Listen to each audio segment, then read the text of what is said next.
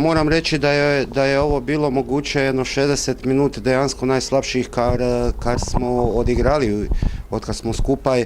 Moram povedati da sam do dobra jezan, ne glede na to da smo zmagali, da smo šli naprej, da smo se uvrstili v finale, ampak to je tudi nima šola, da se sa 90% moči ne da nobenega zmagati, nasploh Interbloka, ki je zelo kvaliteten nasprotnik. Moram jim čestitati za to, da su verjeli, kjer ni mehna stvar od 3-0 preobrniti na 3-3, fizično su zelo dobro pripravljeni, to se tudi videlo. Imali smo priložnosti tudi za četrti zadetek in na koncu je pripeljalo to do penalov, kjer smo bili bolj zbrani, več sreće, na koncu zelo dobar rezultat. Jaka!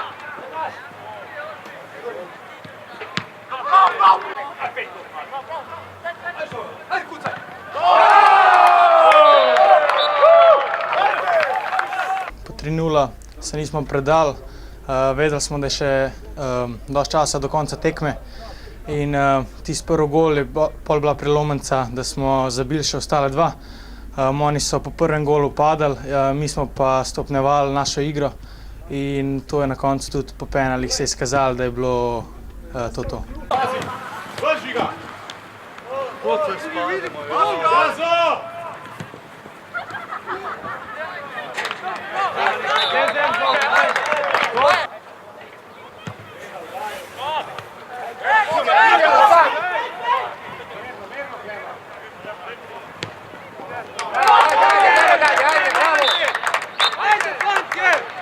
Nikola, čistu loptu imaš je.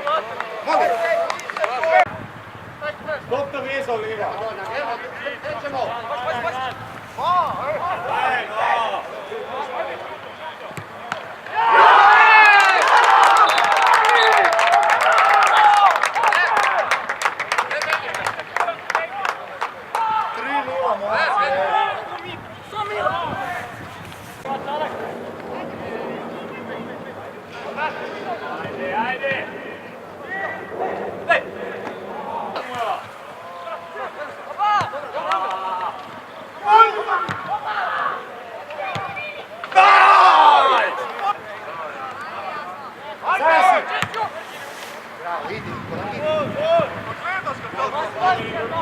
Bravo Nikola!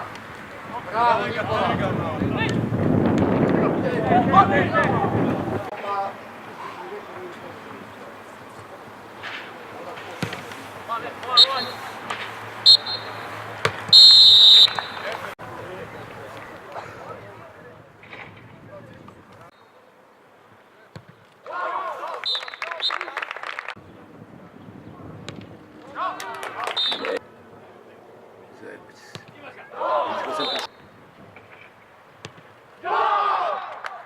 Daj Bože da ne žvajzi. Golman ovo levo. Vidio se dobro. S kime ćemo ih desno golmana.